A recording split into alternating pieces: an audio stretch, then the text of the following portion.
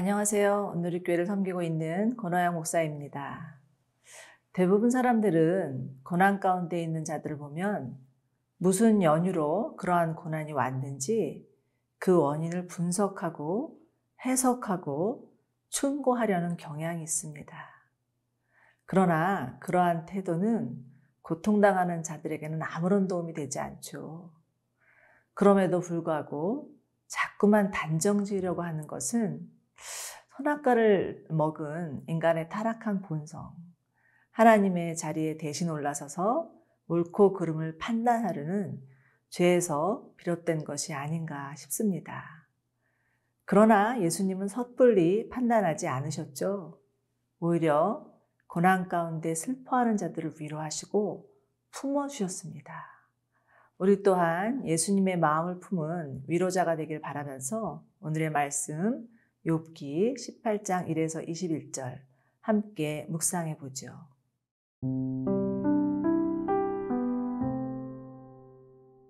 욥기 18장 1절에서 21절 말씀입니다.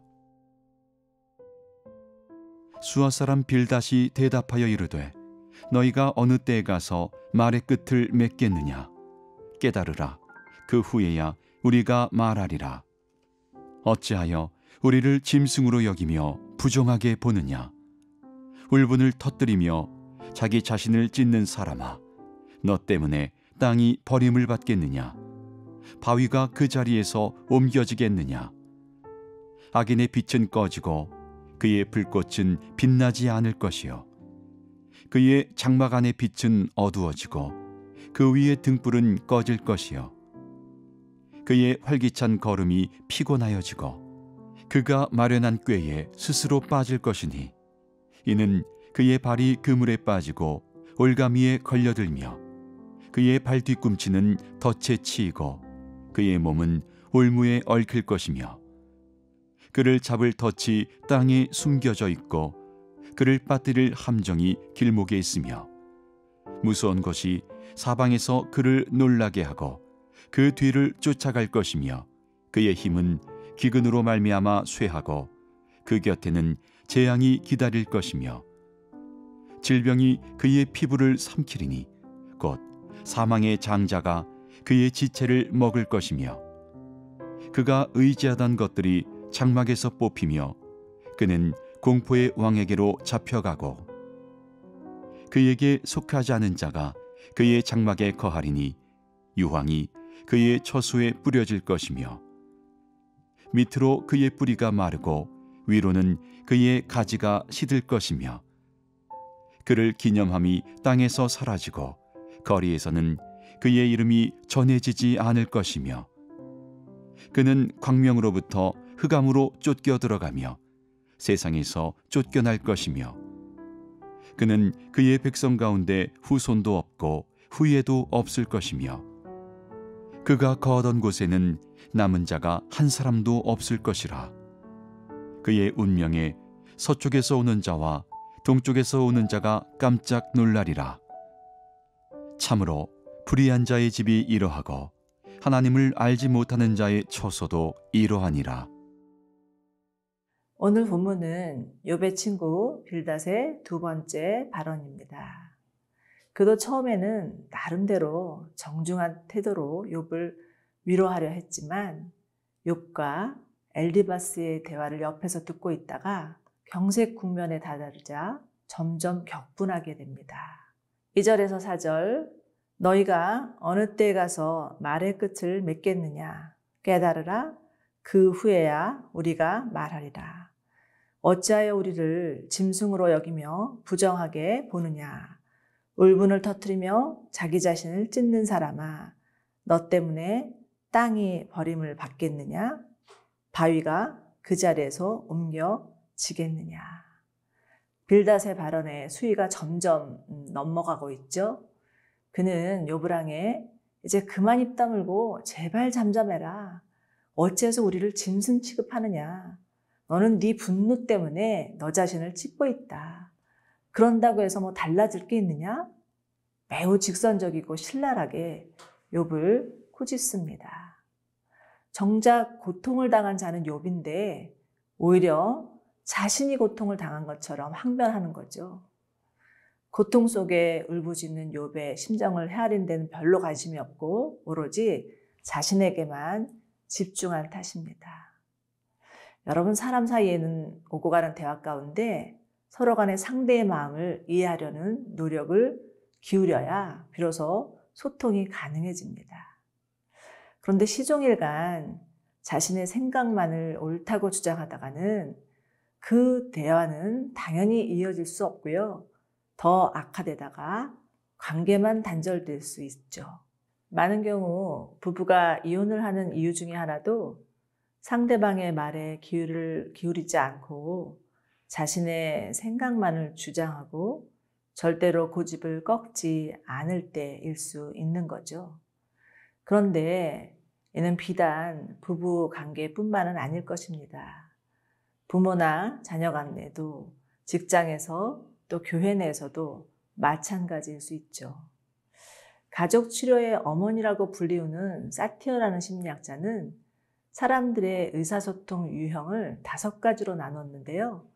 그 중에서 대체적으로 완고하고 독선적인 사람들은 비난 현행에 속한다고 합니다.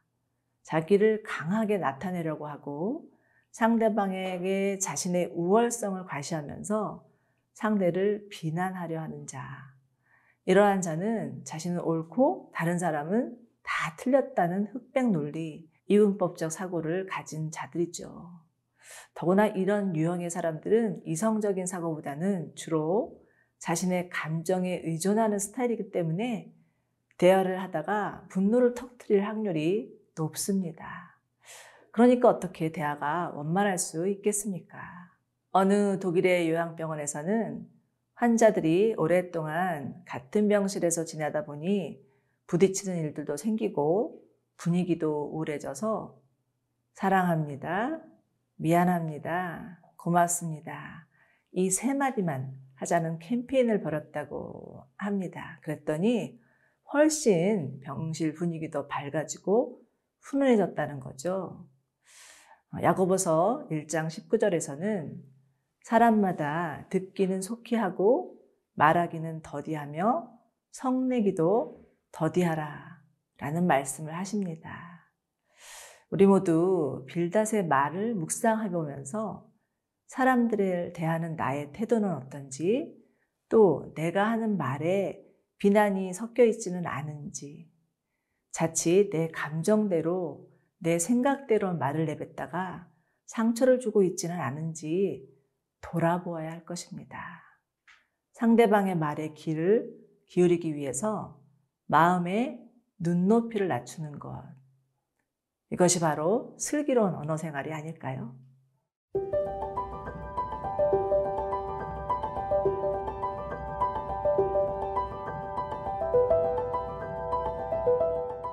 (5절부터) 21절까지는 하나님을 떠난 악인들이 필연적으로 당하게 될 고통과 파멸의 모습들을 적나라하게 묘사하고 있습니다. 빌닷은 욥을 악인에 속한 자라고 단정지으면서 간접적으로 회개를 촉구하고 있죠. 우선 빌닷이 하는 악인의 운명에 대해서 살펴보도록 하죠. 5절, 악인의 빛은 꺼지고 그의 불꽃은 빛나지 않을 것이요. 또 7절, 그가 활기찬 걸음이 피곤하여지고 그가 마련한 꾀에 스스로 빠질 것이니, 악인은 결국 자기 꾀에 스스로 빠져 넘어지고 말 것이라는 겁니다. 11절에서 13절 보지요. 무서운 것이 사방에서 그를 놀라게 하고 그 뒤를 쫓아갈 것이며 그의 힘은 기근으로 말미암아 쇠하고 그 곁에는 재앙이 기다릴 것이며 질병이 그의 피부를 삼키리니. 악인이 맞이할 3가지 곤고함은 공포와 재앙과 질병이라는 것입니다. 다시 17절, 18절 보십시오. 그를 기념함이 땅에서 사라지고 거리에서는 그의 이름이 전해지지 않을 것이며 그는 광명으로부터 흑암으로 쫓겨 들어가며 세상에서 쫓겨날 것이며. 악인의 결말을 말하고 있죠. 19절입니다. 그는 그의 백성 가운데 후손도 없고 후예도 없을 것이며 그가 거하는 곳에는 남은 자가 한 사람도 없을 것이라. 자손 대대로 미칠 부정한 영향력입니다. 참으로 빌닷이 말하고 있는 악인의 운명이란 비참하기 그지없죠. 그러나 여러분, 모든 고난이 악인의 운명이라고 단정 지을 수는 없습니다. 세상에는 우리가 이해할 수 없는 일들이 수도 없이 일어나죠.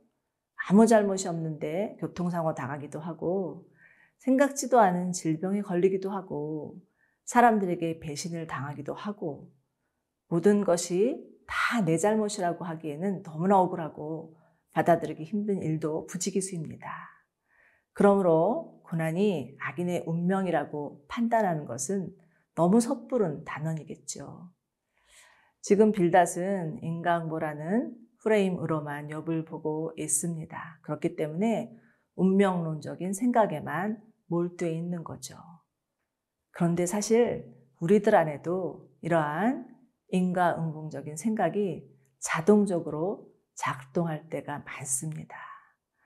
느닷없이 어려움을 당하면 아이쿠, 내가 뭘 잘못했나? 왜 내게 이런 일이 생기지? 라고 자동적으로 생각하고요. 또 어떤 사람에게 문제가 생기면 저건 분명히 뭔가 잘못된 것이 있을 거야. 그렇지 않으면 저런 일을 일어날 수 없어. 라고 자동적으로 생각하게 됩니다. 그러나 이러한 자동적 사고는요, 대부분 왜곡되어 있는 경우가 많아요. 무엇이든 이분법적으로 판단하는 것이고, 미래에 대해서도 부정적으로 생각하고 지나친 감정적 추론에 빠질 수 있습니다. 빌닷이와 같이 자신이 믿고 있는 교리에만 집착하니까 자신의 생각을 굽힐 수 없었고 욥의 아픔이 눈에 들어오지 않는 거죠.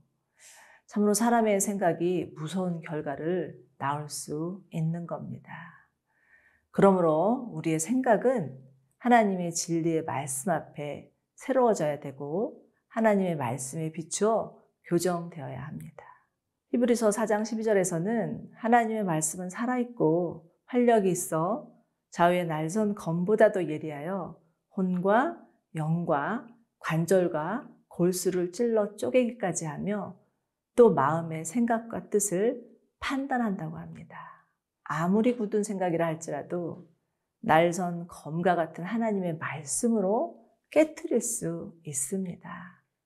혹시 내가 가지고 있는 생각 때문에 관계에 문제가 생겼다면 하나님께 나아가 여쭈십시오. 하나님의 말씀이 임할 때 우리의 마음을 사로잡고 있는 신념이나 신조나 교리들도 수정될 수 있을 것입니다.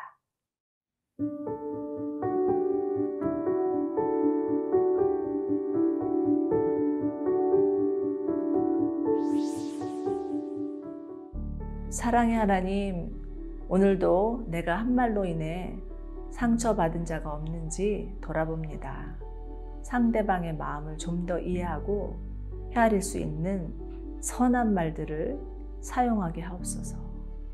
하나님의 진리의 말씀 앞에 우리의 모든 생각을 내려놓게 하시고 주님을 온전히 따르는 자들 되게 하옵소서. 예수님의 이름으로 기도드립니다. 아멘.